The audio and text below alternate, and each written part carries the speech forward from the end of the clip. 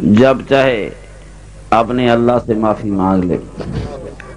میرے محترم دوستو، اسلام نے بڑا قریبی رشتہ ہے اسلام کا میرے آقا کی آباء و اجداد کی تہذیب کے ساتھ۔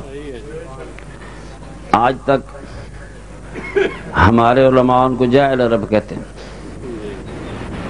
کبھی فطرت کا دور کہتے ہیں، مگر حقیقت یہ ہے ان جاہل عربوں کا 70% دین کا حصہ اسلام کا حصہ ہے۔ تو کیا اسلام جاہلوں سے ہم نے لیا؟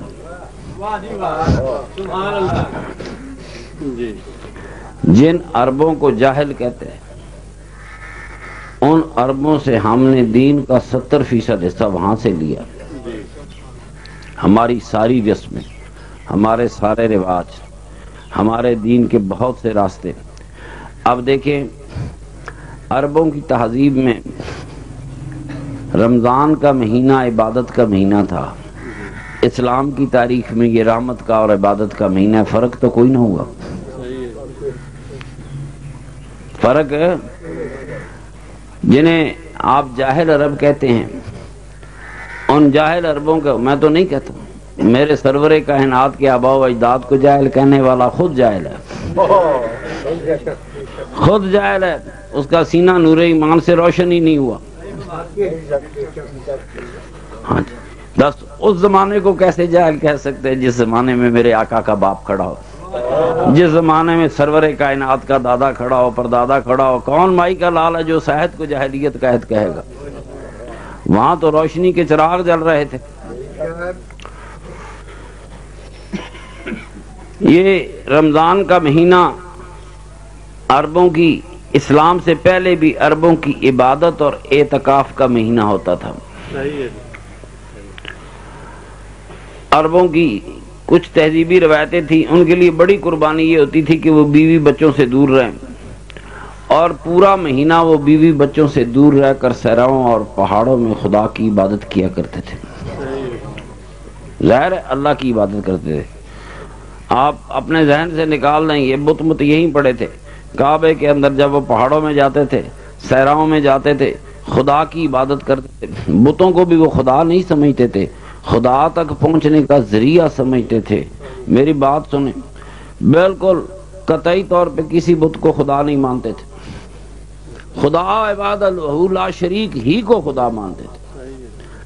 اب اپنے اپنے مذہب ہیں، کئی ہندوؤں میں دیوی دیوتا ہیں، کئی قوموں میں بت تھے، ہماری قوم فرشتے ہیں۔ وہ جو کام خدا نے، وہ جو اسسٹنٹ خدا کا کام کرتے ہیں، وہ سارے کے سارے فرشتے ہیں نا۔ اللہ تو کام نہیں کر رہا نا، کسی کو مارنا بھی ہو تو اللہ کب آتا ہے؟ یہ اسسٹنٹوں کی جنگ علیحدہ ہے، بات یہ ہے وہ خدا وحدہ لا شریک کو مانتے تھے۔ جی صحیح ہے، اسی کی عبادت کرتے تھے، اسی کی بندگی کرتے تھے۔ ظاہر ہے اگر ان کو خدا کا اور عبادت کا پتہ نہ ہوتا تو گھر بار چھوڑ کر صحراؤں اور جنگلوں میں کیا کرنے جاتے تھے؟ کوئی مسلمان پورا مہینہ اعتکاف نہیں بیٹھ سکتا۔ یہ میرے آقا پہ آباء و اجداد تھے جو پورا مہینہ اعتکاف میں رہتے تھے، ہمارا تو 10 دن کا اعتکاف ہے۔ تو چاند ہے، آپ کبھی غور کریں گے اسلام کے جس دروازے سے دیکھیں گے، کہیں نہ کہیں آپ کو میرے سرور کائنات کی آباء و اجداد کی تہذیب کی روشنی نظر آئے گی۔ صحیح ہے، بے شک۔ رمضان کا مہینہ عربوں میں عبادت کا مہینہ ہوتا تھا۔ اس کے بعد آنے والے مہینے محرم تک یہ لڑائی بند ہوتی تھی، لڑائی ختم، جھگڑے بند۔ اسلام میں بھی ویسے ابھی تک بھی ہے کہ جھگڑے بند والی آیت تو ہے قرآن میں۔ کبھی مولویوں نے بتایا کہ کچھ مہینے نہیں بھی لڑنے والے۔ یہ عربوں نے جو لڑائی نہ کرنے کے مہینے، محرم مہینے دیے کہ ان میں حرام ہے لڑائی اور جنگ، قرآن نے بھی وہی مہینے دیے ہیں۔ قرآن نے وہی مہینے دیے ہیں جو جاہل عربوں نے متعین کیے تھے۔ بے شک، اسی طرح۔ پر کبھی علماء کرام نے بتایا کہ ان مہینوں میں نہیں لڑنا، دیکھنا کہتے سارے مسئلے بتا دیے۔ جی لڑائی جھگڑے بند ہو جاتے تھے، حج کی تیاری کرتے تھے۔ ہمارا حاجی 15 دن پہلے بھی کوئی عبادت شروع کر دے، پیر جی کیا کروں، جا رہے استغفار پڑھ، درود پڑھ، تیسرا کلمہ پڑھ، وہ پہلے پورا مہینہ عبادت کرتے تھے، پھر حج کی تیاریاں کرتے تھے، کتنی مقدس عبادت سمجھتے تھے۔ لڑائی جھگڑے بند کر دیتے تھے کہ کوئی راستے میں حاجیوں کو رکاوٹ نہ ہو سکے، جو حج کرنے آتا ہے لڑائیاں ہوں، جھگڑے ہوں، رکاوٹیں ہو سکتی ہیں۔ تو میرے محترم دوستو، تھوڑے سے ایک مسئلہ حل کر دوں۔ جیسے میں نے کہا نا کہ آج تک یہ جو محرم مہینے ہیں، حرمت والے مہینے ہیں، قرآن میں ان کا ذکر ہے کہ اشہر و معلومات، وہ مہینے جن کا پہلے سے پتہ ہے کس نے یہ کی، میرے آقا کے آباء و اجداد نے کیے تھے، اور جو میرے آقا کے اجداد نے کیا اللہ تعالیٰ نے اسی طرح منوان لے لیے۔ جی جی کیوں ٹھیک ہے؟ قرآن لے رہا ہے کہ نہیں عربوں کی تہذیب؟ لے رہا ہے یہ عربوں کی تہذیب لے، معلومات پہلے سے معلوم ہے، جی عربوں کو معلوم ہے، تمہیں معلوم ہے کون سے مہینے ہیں جن میں نہیں لڑنا ہے۔ قرآن کہہ رہا ہے اس لیے کہ میرے سرور یا کائنات کے آباء و اجداد نے وہ مہینے مقرر کیے تھے کہ نہیں لڑنا ہے۔ سبحان اللہ، واہ جی ایک مسئلہ آج کل بڑا کھڑا ہوا 15-20 سال سے، رمضان کے عمرے کا۔ آخر 1200 سال یہ قوم اس سے ناواقف رہی، پھر مولویوں نے مسئلہ ڈھونڈ نکالا کہ جو رمضان میں عمرہ کرے گا تو گویا اس نے نبی پاک کے ساتھ حج کیا۔ میرے یہاں سوال کھڑا ہوتا ہے جس پہ حج فرض ہے، کیا وہ رمضان کا عمرہ کر لے تو حج فرض ساقط ہو جائے گا؟ مولوی جب دینے پہ آتے ہیں بانٹتے ہی بہت ہیں، ڈھیر بانٹتے ہیں۔ اگر ایک آدمی پہ حج فرض ہے، وہ رمضان کا عمرہ کرتا ہے، مولوی کہتا ہے کہ اس کا ثواب نبی پاک کے ساتھ کیے جانے والے حج جیسا ثواب ہے، تو اصولاً حج ہو جانا چاہیے تھا نا۔ جی ہاں پر ہوا نہیں۔ پوچھ لو مولوی صاحب سے، وہی حال ہے جو کہتے ہیں مسجد میں آئے تو 500 نماز کا ثواب ہے۔ پوچھو جی 400 رہ جائے تو 500 والی نماز کام کر جائے گی؟ کہیں گے جی نہیں کرتی، نہیں، ان کی 500 والی 5-10 نمازوں کا بیلنس بھی نہیں اٹھاتی۔ چاند ہے، میرے محترم دوست ہے، میرے مہربان ہیں، میں یہ تھوڑی سی کلیئر کرتا ہوں کہ کیسے مولویوں نے سعودیہ کے پیٹ بھرنے شروع کیے۔ یہ ایک واحد حدیث ہے، بخاری میں ہے، ممکن ہے کسی اور کتاب میں بھی ہو۔ حدیث کو میرے آقا نے فرمایا قرآن پہ پیش کرو، جی اگر قرآن پہ پوری اترتی ہے تو صحیح ہے، نہیں اترتی تو صحیح نہیں۔ حدیث یہ ہے کہ میرے نبی کریم صلی اللہ علیہ وسلم، دیکھو نا مولوی ہمیشہ آدھی حدیث پیش کرتے ہیں۔ مثلا آپ کو یہ حدیث پیش کی کہ حضور نے فرمایا میرے بعد 30 سال تک سچی خلافت رہے گی، سناتے ہیں کہ نہیں؟ فرمایا اس کے بعد ایک دوسرے کو کاٹ کھانے والے دنیا دار حکمران ہوں گے، باقی آدھی نہیں بتاتے کہ اس میں امیر معاویہ کا دور آتا ہے۔ ساری عمر چوہے کی طرح دین بچانے کا کیا فائدہ، آدھا کاٹ لیا، آدھا دے دیا۔ اب یہ حدیث میرے خیال میں مولویوں کو راس نہیں آ سکتی عمرے والی۔ حدیث یہ ہے، میرے آقا کی نسبت سے حدیث مبارک یہ ہے کہ میرے آقا حج کے لیے روانہ ہوئے، مدینے سے قافلہ روانہ ہونے والا ہے، ہزاروں صحابہ ساتھ ہیں، تکبیر کے نعرے لگ رہے ہیں، سرور کائنات کا اونٹ اٹھتا ہے، مدینے کی فضائیں تکبیر کے نعروں سے گونج رہی۔ اچانک مدینے کی ایک نوجوان لڑکی دوڑتی دوڑتی آئی اور میرے آقا کے اونٹ کے سامنے کھڑی ہوگی اور آ کر کہنے لگی کہ یا رسول اللہ صلی اللہ علیہ وسلم، میرا باپ اس قابل تھا کہ حج کرتا، وہ دنیا سے چلا گیا، کیا میں اپنے باپ کی جگہ حج کر سکتی ہوں؟ میرے آقا نے فرمایا اگر تیرے باپ نے کسی دنیا دار کا پیسہ دینا ہوتا، قرضہ دینا ہوتا، تو قرضہ ادا کرتی؟ انہوں نے کہا یا رسول اللہ میں ضرور ادا کرتی۔ فرمایا تم خدا کا قرض بھی ادا کرو۔ تم باپ کی جگہ حج کر لو. تو پھر فرمایا اس دفعہ تو یہ تیاری ممکن نہیں ہے، تم پھر کبھی حج کر لینا. اب یہاں پہ آتا ہو سکے تو رمضان میں عمرہ کر لینا، تمہیں رمضان کے عمرے میں میرے ساتھ اتنا ثواب ملے گا جیسے تم نے میرے ساتھ حج کیا. جب بچی نبی پاک سے مسئلے پوچھ رہی تھی، حضور کے پیچھے اونٹ پر حضور کے چچا زاد بھائی فضل بن عباس بیٹھے تھے، نوجوان بچہ بیٹھا تھا، لڑکی بھی جوان تھی لڑکا بھی جوان تھا. مسئلے بھول کے دونوں نے ایک دوسرے کی طرف دیکھنا شروع کر دیا. جب میرے آقا نے دیکھا کہ بچے کو اور بچہ بچی کو غور سے دیکھ رہے، توجہ ہٹ رہی ہے، تو میرے آقا نے ہاتھ سے پکڑ کر اپنے چچا زاد بھائی، نوجوان چچا زاد بھائی حضرت عباس کے صاحبزادے فضل بن عباس کا منہ دوسری طرف پھیر دیا. علماء ہے نا، سمجھانے کو سمجھا سکتا ہوں. وہ عورت جو سرکار کے سامنے کھڑی تھی وہ صحابیہ تھی کہ نہیں؟ اور جو اونٹ پہ پیچھے بیٹھا تھا وہ صحابی تھا کہ نہیں؟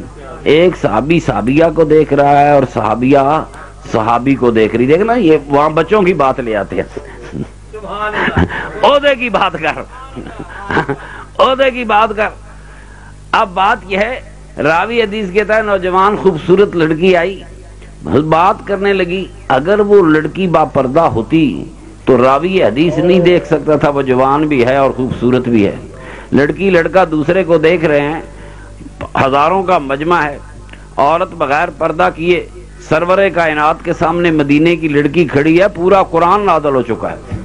آج کہتے ہیں فلانی آیت ہے، یہ فلانی آیت ہے، یہ سورہ نور کی آیت ہے، یہ فلانی سورت کی آیت ہے. میری بات سنو، پورا قرآن نازل ہو چکا ہے اور بغیر پردے کے مدینے کی لڑکی سرور کائنات کے سامنے کھڑی ہے. اگلا ایسا بھی بیان کرے. روز پردے پردے پردے، آدھی حدیث بیان کی. اب میرے آقا نے، بعض حدیث میں آتا ہے ایک دفعہ منہ موڑا، بعض میں 2-3 دفعہ منہ موڑنے کا ذکر ہے کہ بچہ بچی دیکھنے لگ جاتے تھے، سرکار منہ پھیر دیتے تھے بچے کا. میرے بھائی صحابہ ہو، وہ سرکار کا شہر مدینہ ہو، انسانی فطرتیں تو انسانی فطرتیں ہوتی ہیں نا، فطرتیں تو نہیں بدلا کرتی. ہاں وہ بھی دیکھ سکتے ہیں. اب مسئلہ یہ تھا کہ وہ لڑکی بغیر پردے کے احرام باندھ کے بھی نہیں آئی کہ تیاری کر کے نہیں آئی، تیاری کر کے نہیں آئی. تو راوی حدیث کا کہنا کہ جوان اور خوبصورت لڑکی آئی، تو ہر راوی حدیث دیکھ رہا ہوگا نا. حدیث بخاری کی ہے اور اس نے فوٹ نوٹ دیا کہ یہ حج کا واقعہ. اب اس کے بعد پورا قرآن اتر چکا ہے، کوئی ایت اور نہیں جو اس کے بعد نکلے. روز یہ پردے کے مسئلے بیان کرتے ہیں. میری بات غور سے سنیں، یا عمرے والی حدیث سے دوڑ جاؤ یا پھر پردے والی حدیثوں سے دوڑ جاؤ. منافقت نہیں ہوگی.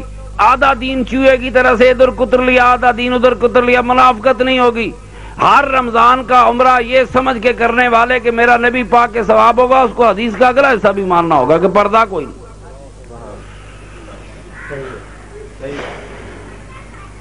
پردہ واقعی نہیں تھا.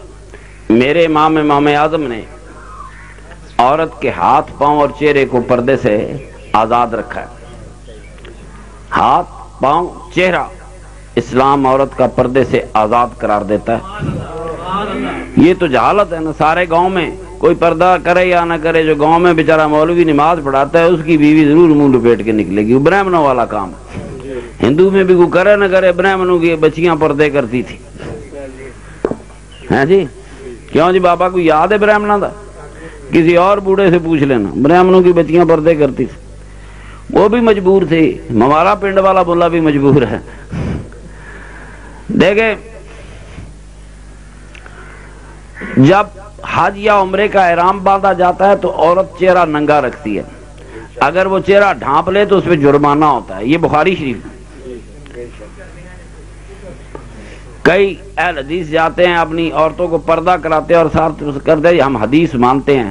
پردہ کرنے والی ایک حدیث بھی موجود نہیں. تمام حدیثوں کے منکر اور اپنی مرضی سے دین چلانا اور بات ہے، اور نبی پاک کی سنت پہ چلنا اور بات ہے. منکران حدیث کی کہانی اور ہے. یہ اپنے آپ کو اہل حدیث کہتے ہیں. یہ بخاری مسلم 6 کی 6 کتابیں بھری ہوئی ہیں، ہر جگہ ام المومنین عائشہ صدیقہ فرما حکم یہ تھا کہ چہرے ننگے رکھنے۔ عورتیں چہرہ ننگا رکھ کے جاتی ہیں کہ نہیں؟ چھٹے بول کے جاتی ہیں۔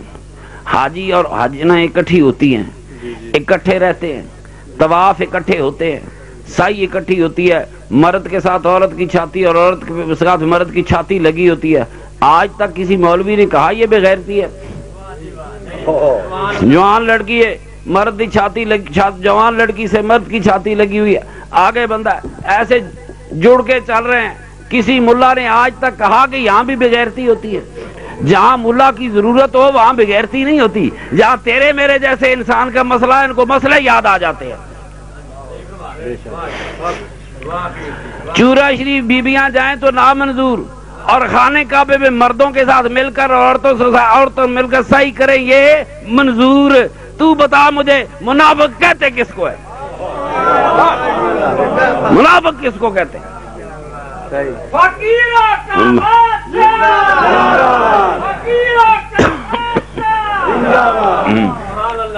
کبھی جی قبرستان نہیں جا سکتی جو عورت مردوں کے ساتھ مل کر طواف کر سکتی ہے، مردوں کے ساتھ مل کر سعی کر سکتی ہے، 35 دن مردوں کے ساتھ مل کر بغیر پردے کے ایک مکان میں رہ سکتی ہے، پھر آگے سوال کیا باقی رہ گیا ان ملاؤں کے پاس؟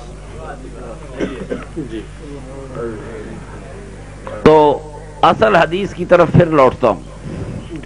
یہ جو 15-20 سال سے مشہور کی اور اربوں روپے سعودی عرب کی قسمت میں آ رہے ہیں، مولویوں نے لوگوں کو اٹھا کے جاؤ۔ یہ سوال تو میں نہیں کرتا کسی سے کہ عمرے والے کی دعا قبول ہوئی کہ نہیں ہوئی، حج والے کی قبول ہوئی کہ نہیں، وہ اپنی دعاؤں کو خود بہتر جانتے ہیں۔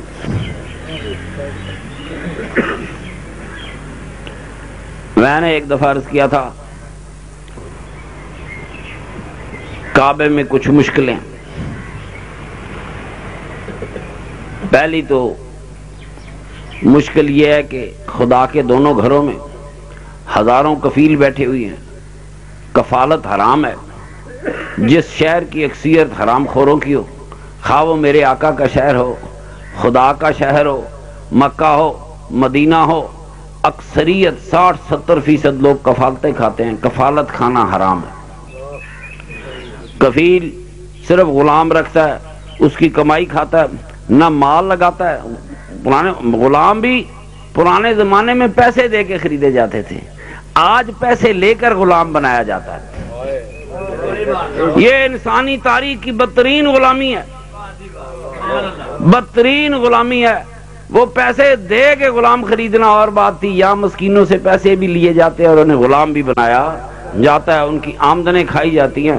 پورا مکہ کفالت خور ہے، پورا مدینہ کفالت خور ہے۔ میری بات سن، موسیٰ علیہ السلام نے دعا کی، اللہ کریم بارش نہیں ہوئی، پریشان ہوئے۔ میرے آقا نے فرمایا، آپ نے اللہ تعالیٰ کی طرف متوجہ ہوئے، اللہ کریم دعا قبول نہیں فرمایا، آنکھ میں ایک پلیت آدمی ہے۔ اب موسیٰ علیہ السلام نے پردہ پوشی کی، فرمایا ساری امت جائے نہا کے آئے۔ ساری امت گئی، نہا کے آئی، دعا کی، بارش ہو گئی۔ ایک پلیت آدمی ہو، نبی کی دعا قبول نہیں ہوتی۔ جہاں 5000 حرام خور طواف کر رہے ہوں وہاں کسی مومن کی دعا کیسے قبول ہو سکتی ہے؟ میرا بات کرو آج۔ ہر حرام خور طواف میں ہے، ہر حرام خور مدینے کی مسجد نبوی میں جا رہا ہے۔ سنو، مدینہ منورہ اور مکہ مکرمہ میں حرم کے سائے تلے جتنے دکاندار بیٹھے ہیں 2 نمبر سودا بیچتے ہیں۔ اس سے زیادہ 2 نمبر اور گھٹیا سودا کہیں سے نہیں مل سکتا۔ جس نے سویر سے شام تک جھوٹ بولا، سویر سے شام تک عمرے اور حاجی والوں کو لوٹنے کی تیاری گھر سے نکلا، حرام خوری کی نیت گھر سے نکلا، وہ بھی نماز مسجد میں پڑھتے۔ تو جہاں 90% حرام خور پھر رہے ہیں، اگر 10% حلال خور چلے بھی گئے تو ان کا کیا بنتا ہے وہاں پہ؟ اسی لیے پوچھتا ہوں دعا قبول ہوئی؟ اور اکثر پریشانی ہوتی ہے کہ جی کوئی نہیں ہوئی۔ میرے محترم دوستو، اسی طرح مدینہ منورہ ہے، مکہ مکرمہ ہے۔ دیکھو حرم کے سائے تلے بھی یہ مسلمان کو دھوکہ دیتا ہے، حرم کے سائے تلے یہ جعلی مال بیچتا ہے۔ پاکستان میں تو خیر چلو پھر بھی خیر ہے، بڑا فاصلہ ہوگا، یہاں سے بھی ماشاءاللہ جو حج کرنے جاتے ہیں کسی کا پمپ ہے تو تیل میں ملاوٹ کی ہوگی، چولا والا ہے تو دیسی ملائے ہوں گے، کوئی چائے والا ہے تو اس نے اپنا کام کیا ہوگا، دودھ والا ہے تو اس نے اپنا، تو دسو دعا کیسے قبول ہوئے؟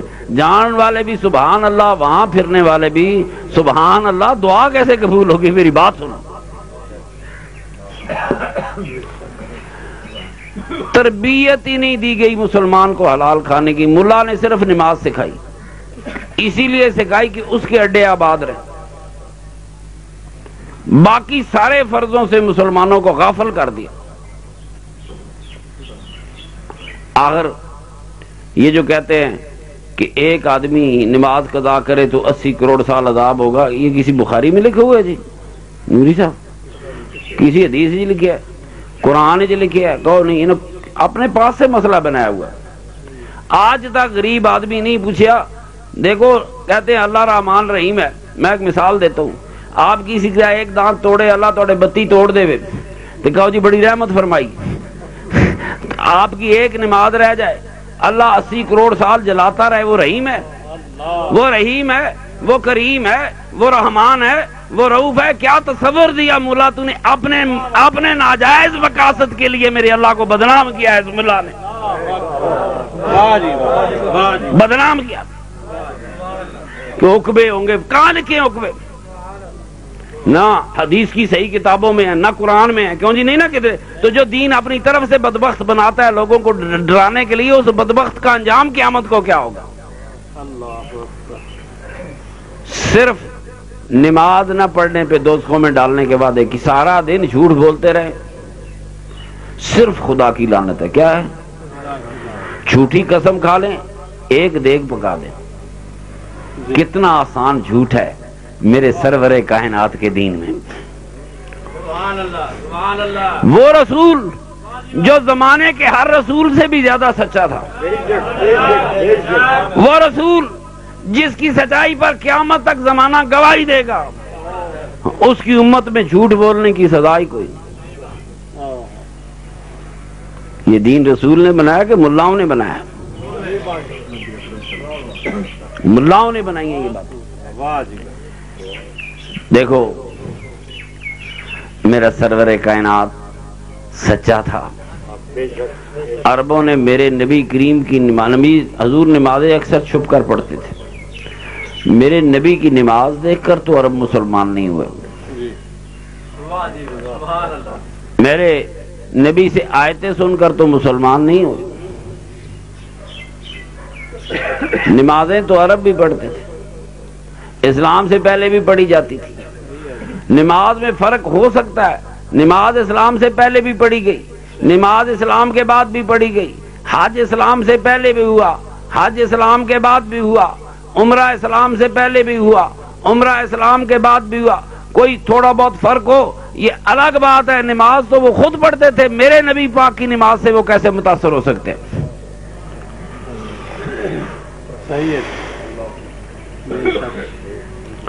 اس دن ایسی نوری صاحب نے ڈھونڈ لیا، سلمان ندوی نے نا اس کے حوالے سے، ابن اسیر کے حوالے سے، کہ حضور باقی نمازیں چھپ کر پڑھتے تھے مگر چاشت کی نماز حرم میں پڑھتے تھے، اور کافر ناراض نہیں ہوتے تھے اس لیے کہ چاشت کی نماز کافر بھی پڑھتے تھے۔ کیوں جی ٹھیک ہو گیا؟ وہ نماز چونکہ کافر بھی پڑھتے تھے چاشت کی نماز، اس لیے وہ اس نماز سے حضور پہ ناراض ٹائمنگ ایک تھا۔ نمازوں سے وہ آشنا تھے، روزوں سے آشنا تھے، حج سے آشنا تھے، خدا سے آشنا تھے، وہ ساری چیزوں سے آشنا تھے۔ تو وہ کون سی بات تھی جو ان کے دلوں میں گھر کر گئی کہ اس شخص پہ ایمان لے آئیں؟ وہ میرے سرور کائنات کی سچائی تھی۔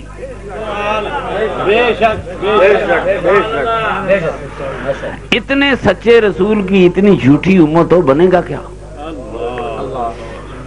یہ جھوٹ آسان کس نے کیا؟ ملا۔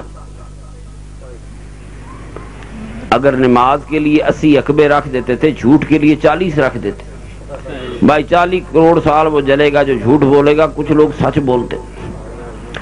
80 عقبے نماز کے رکھ دیے، 50 عقبے جاہل ہونے کے رکھ دیتے۔ علم حاصل کرنا بھی فرض ہے، 50 حقوے رکھتے کہ 50 کروڑ سال دوزخ میں رہے گا جو علم نہیں حاصل کرے گا. آج مسلمان دنیا کے امام ہوتے. واہ صحیح ہے. سارے فرائض اس ملا نے بھلا دیے اس کا اپنا اڈا آباد رکھنے کے لیے کہ بس نماز پڑھو. لوگ یہی سمجھے نماز پڑھ لی اسلام ہو گیا. کوئی دنیا کی نماز حلال کھانے کے بغیر نہیں ہو سکتی. نہیں ہوتا. یہ تصور ختم ہو چکا ہے. کوئی ایک نماز نہیں ہو سکتی حلال کھانے کے بغیر. اور حلال مسجد میں نہیں کما سکتا, مسجد سے باہر نکل کے ہی کمائے گا. نہیں, مسجدوں نکلے گا مولوی جی تو حلال کمائے گا. مسجد میں عبادت اپنی کا, اس کائنات کی سب سے بڑی عبادت تو مسجد سے باہر ہوتی ہے جب وہ حلال روزی کما رہا ہے.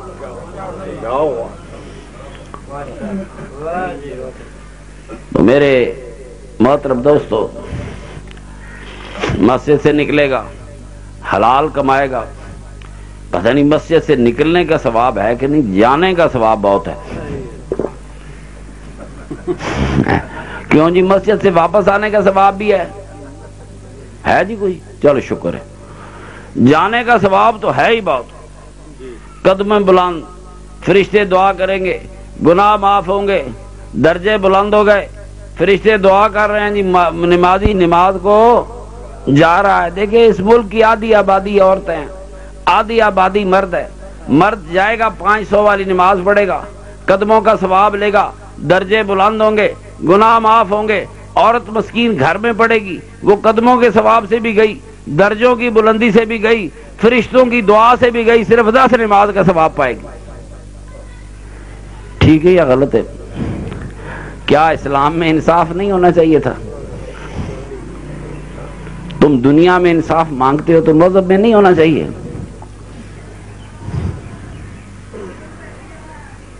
بیبیاں گئیاں, وہ 500 سے بھی گئی, قدموں کے ثواب سے بھی گئی, درجوں کی بلندی سے بھی گئی. مسکین زیادہ سے زیادہ 10 نماز کا ثواب ملے گا.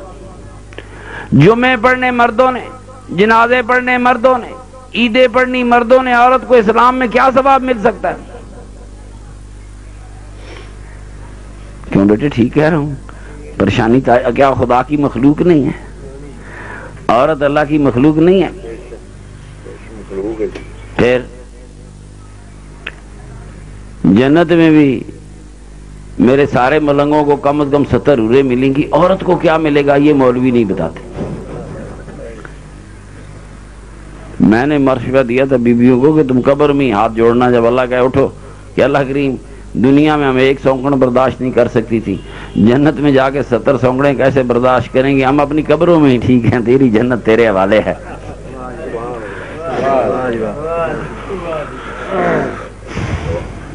کوئی کبھی ساری زندگی کوشش کی, 22 سال ہو گئے کہ تم مذہب پر غور کرو. تم غور کرو کہ جھجک دور ہو جائے گی. مولوی باہر باہر سے ڈراتا. اس بندے کو رات کو ڈر لگتا ہے باہر ڈاکو نہ پھر رہے ہوں, جو اندر کمرے میں ہے.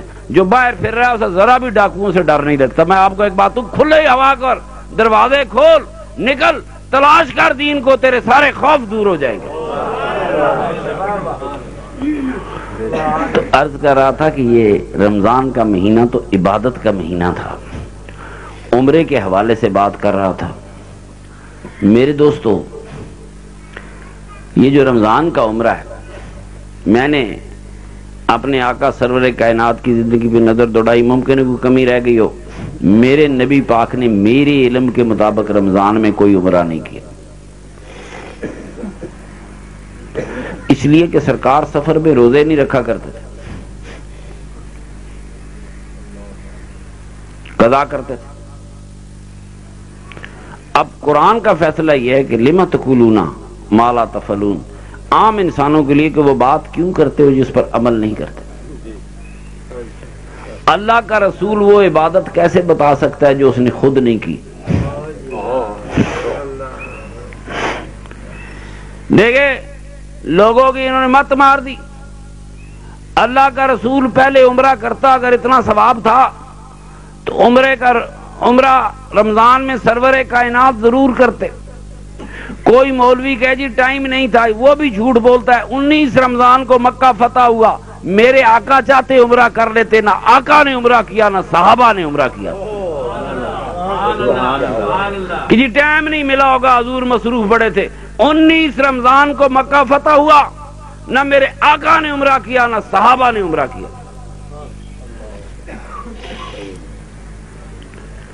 میرے محترم دوستو، میں اکثر کہتا ہوں غور کیا کرو، بس میری طرف سے آپ کو ایک عادت پڑ جائے، قریدہ کرو یہ مسئلہ کیسے ہے، یہ بن کیسے گیا۔ میرے آقا نے سے زیادہ عبادت گزار کوئی ہو ہی نہیں سکتا، اور ہم پر سارا ثواب سرکار دو عالم کی سنت کا ہے۔ اگر ہم سنت کے خلاف کوئی کام کریں تو ثواب نہیں ہو سکتا۔ تو میرے محترم دوست ہیں، چوری شریف بیبیاں چلی جائیں جرم ہے، کعبے کی ساری گیلریاں بیبیوں سے بھری ہوں خیر ہے جی، ہاں جی، اللہ کریم آپ کو عقل دے، کیونکہ دن چھوٹے ہو جاتے ہیں، خوف دور۔ محترم دوستو، یہ عربوں کا دین جو تھا میرے سرور کائنات کے آباء و اجداد کا دین تھا، جس پر وہ عمل کر رہے تھے۔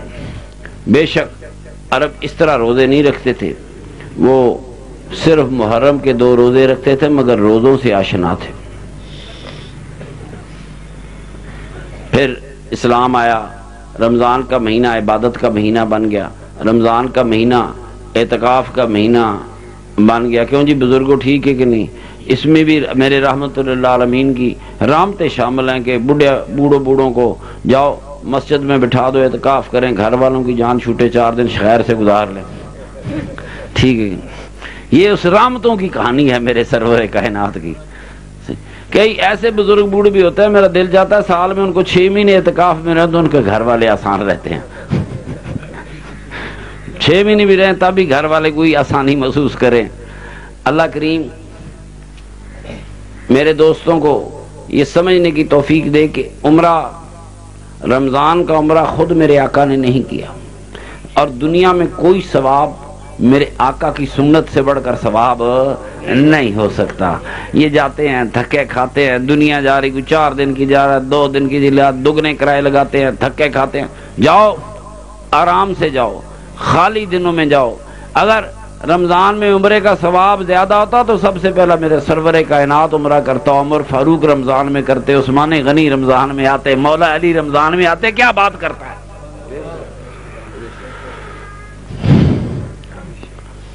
میرے سارے دوستوں کو اللہ کریم مقبول دعائیں کرنے کی توفیق عطا فرمائے، حلال کھانے کی توفیق عطا فرمائے، سچ بولنے کی توفیق عطا فرمائے۔ صوفیوں کے دین میں 3 ہی چیزیں ہیں، عقل حلال، صدق مقال، نیک اعمال۔ صوفیوں نے پہلے نمبر پہ نماز نہیں پڑھائی، فرمایا پہلے حلال کھا، پہلے حلال کھا، پھر سچ بول۔ زبانی پلیت ہوئے تو کرو، سارا دن جھوٹ بولنے والی پلیت زبان 3 باری کلیاں کرنا کس طرح صاف ہوگی؟ سارا دن غیبت کرنے والی زبان پانی دے 2 گھونٹوں سے کیسے صاف ہوگی؟ فرمایا سنو، پہلے حلال کھا، پھر سچ بول، پھر نیک اعمال کی کوشش کر۔ اس حلال کھانے والا، سچ بولنے والا جو نماز پڑھے گا وہ نماز اور ہوگی، وہ نماز اور ہوگی۔ پھر نہیں گلا کرے گا پیر جی دعا قبول نہیں ہوئی۔ گلے ہمیں آتے ہیں دعا قبول نہیں، کیسے قبول ہو؟ عقل حلال، صدق مقال، نیک اعمال۔ فرمایا حلال کھاؤ، سچ بولو، اس کے بعد کوشش کرو جو نیک عمل ہو گئے سو ہو گئے۔ معلوم ہوا کہ نیک عملوں کا سرتاج حلال خوری ہے۔ ایک آدمی مسجد میں اعتکاف بیٹھتا ہے، یہ سنت ہے اور سنت کفایہ ہے۔ ایک آدمی ہل چلا رہا ہے، ایک غریب کا بچہ رکشہ چلا رہا ہے، ایک دکان میں بیٹھا ہے، ثواب رکشہ چلانے والے کا زیادہ ہے، ثواب محنت کرنے والے کا زیادہ ہے، ثواب دکان کھولنے والے کا زیادہ ہے۔ اعتکاف کرنا سنت ہے، حلال کمانا فرض ہے۔ اللہ کریم مجھے بھی حلال کھانے کی توفیق دے۔ میرے والد صاحب نے ساری زندگی 2 نصیحتیں کی، جب بیٹھتے تھے فرماتے تھے پترا حلال کھائیں. میں سمجھا تھا کہ ہم نے کوئی پٹواری تو نہیں لگ جانا. پولیس تو نہیں. میرے والد کیوں زور دیتے ہیں کہ تم نے حلال کھانا ہے. تو مجھے جب اس فیلڈ میں خود آیا تو پتا چلا کہ مذہبی طبقہ کتنا حرام خور ہے. وہ ساری زندگی میرا باپ شور میں جاتا بیٹے حلال کھانا اور استغفار پڑھنی. دو چیزوں پہ زور دیتے تھے. استغفار پڑھنا. مجھے ایک دن فرمانے لگا کہ استغفار پڑھنے والے کے دو مزے ہیں. جو استغفار پڑھتا رہتا ہے اس کے گناہ معاف ہو جاتے ہیں. جب گناہ معاف ہوتے ہیں درجے بلند ہونے شروع ہوتے ہیں. فقیری شروع ہو جاتی ہے. اس سے آگے فقیری شروع ہو جاتی ہے. راستہ ہے لیکن یہ راستہ یقیناً حلال خوروں کے لیے ہو سکتا ہے.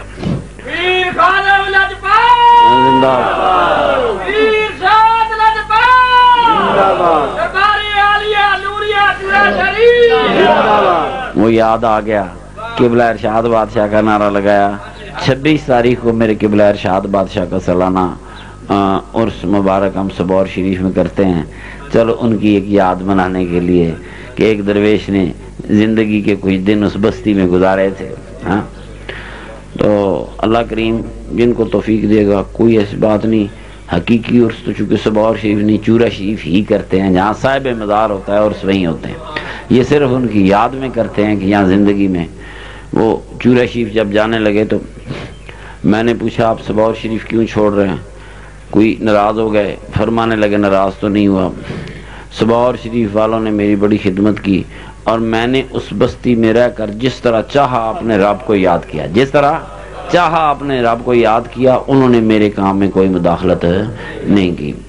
میرے بھائی وہ ہم تو سمجھتے ہیں نا کہ بستی والوں نے مرغے زیادہ دیے ککڑ زیادہ دیے پیسے زیادہ دیے. کچھ فقیر ہیں وہ کہتے ہیں جیسے میں خدا کو یاد کرتا رہا میرے ساتھ تعاون کرتے رہے. مجھے اللہ کو یاد کرنے کے بڑے موقع ملے اس بستی میں. تو ظاہر ہے جہاں سے دریا گزرتے ہیں وہاں تھوڑے سے نشان تو رہ جاتے ہیں نا. فقیر جن گلیوں سے گزرتے ہیں جن راستوں سے گزرتے ہیں ان راستوں پہ فقیروں کے نشان رہ جاتے ہیں. قدموں کے نشان رہ جاتے ہیں. کوئی رحمت والا گزر تو جن کو اللہ توفیق دے وہ کوئی ضروری نہیں لیکن جو توفیق آسانی ہو. آج کل کرائے بہت زیادہ ہو گئی. سن 84 میں حصہ وفات پائی. پنڈی سے شیوپورے کا کرایہ 5 روپے 6 آنے تھا.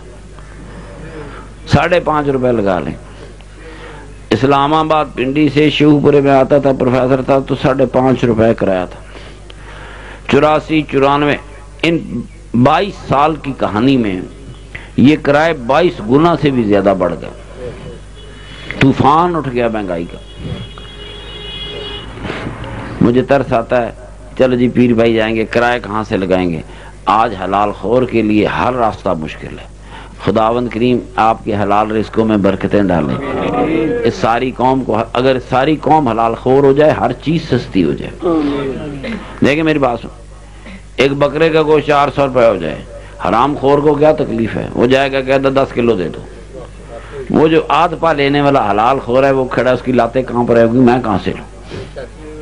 حلال خور ایک پاؤ ہی لینا ہے نا. کلو والے حلال خور کا ہوتا وہ کہاں سے لے گا. تو میرے محترم دوستو اگر قوم حلال کھاتی تو ساری قوم خوشحال ہوتی. کوئی مہنگائی نہ ہوتی. مہنگائی بھی حرام خور پیدا کرتے. اللہ آپ کو سلامت رکھے. اللہ میرے وطن پاکستان کو سلامت رکھے. یعنی کچھ ایسی تاریکی اندھیرے چھاتے ہیں پریشانیاں آتی ہیں پھر سوچتا ہوں کہ نہیں یہ وطن تو وہ سعادت باقاعدہ صوفی صاحب کی کتاب لے کر آیا کہ یار یہ تو کسی کی دین ہے. سرور کائنات کی دین ہے. وہ جو دینے والا ہے وہی محافظ بھی ہوگا لیکن خود ہمیں کچھ کام کرنے ہوں گے. تو اس کتاب میں لکھا ہے کہ بابا قوم قائد اعظم محمد علی جناح مسلمانوں سے مایوس ہو کر لندن چلے گئے. تو ظاہر ہے اب بھی کوئی ہماری حالت دیکھے تو مایوس ہو جائے.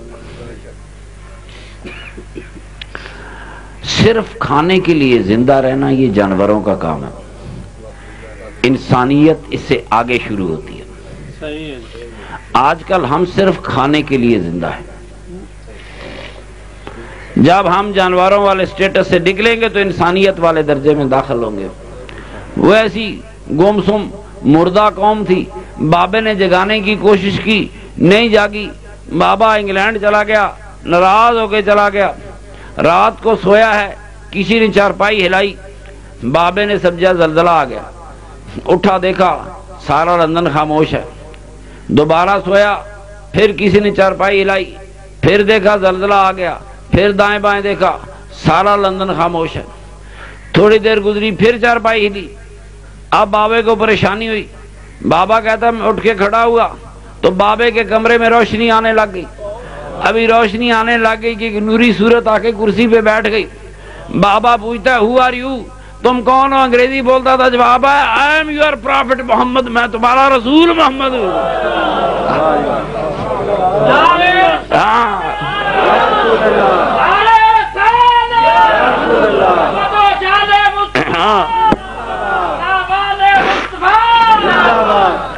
بے شک مسلمانوں نے جدوجہد کی ہوگی، پر وہ بھی ایسی قوم ہوگی نا جیسے میں اور آپ ہیں۔ ہم ہل نہیں سکتے وطن کے لیے۔ سنو، یہ تیری کوششوں کی کہانی نہیں، پاکستان کہیں اور بن رہا تھا۔ فرمایا جا واپس وطن جا۔ اب قائد اعظم کہتے ہیں بک نہیں سکتا، اسے خرید ہی کون سکتا تھا؟ بھیجا کس نے تھا؟ جسے میرا آقا بھیجے ہندوستان جا، اسے کوئی خرید سکتا ہے؟ اسے پتا تھا پاکستان بن کے رہے گا۔ اس کی حفاظت ہمارا فرض ہے۔ کہیں سرور کائنات کسی کو کوئی نعمت دیتا ہے، وہ کوئی نعمت کی قدر نہ کرے تو نعمت دینے والا ناراض ہو سکتا ہے۔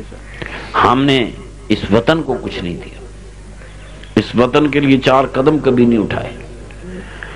یہ قرضہ ہمارے سر پہ باقی رہے گا۔ اللہ پاکستان کو تا قیامت سلامت رکھے۔ یہ سب ہلالی پرچم قیامت تک اسی طرح لہراتا رہے۔ میرے ہم وطنوں، اپنے بچوں کو گھروں میں سزا نہ دیا کرو۔ بچے ماں باپ کے ڈر سے جھوٹ بولنا سیکھتے ہیں۔ مسجد میں جاتے ہیں، استاد مولوی صاحب کے ڈر سے جھوٹ بولتے ہیں۔ سکولوں میں تو کچھ اب گورنمنٹ نے ہٹا لیا ہے، پہلے سکولوں میں ڈر کے جھوٹ جس بچے نے استاد کے ڈر سے، باپ کے ڈر سے، ماں کے ڈر سے جھوٹ بولنا سیکھا، تو کیا وہ بچہ جتنی زندگی جھوٹ بولے گا، کیا اس کا عذاب ماں باپ کو نہیں ملے گا؟ کسی شخص کو یہ حق حاصل نہیں کہ اپنے بچوں کو خوف زدہ کرے۔ ڈر کے مارے بچے جھوٹ بولتے ہیں۔ اپنے بچوں کو عزت دو۔ کیا کہہ رہا ہوں؟ اپنی اولادوں کو عزت دو۔ مولا علی نے فرمایا تھا اپنے سے چھوٹوں کا ادب کرو۔ وہ کوئی معمولی شخصیت تھی؟ اپنے بچوں کو عزت دو کہ وہ کبھی آپ کے خوف سے جھوٹ نہ بولے۔ یہیں سے بنیاد رکھی جائے گی تاکہ آنے والی ہماری نسلیں سچ بولنے والی نسلیں ہوں۔ وما علینا الا البلاغ۔ No.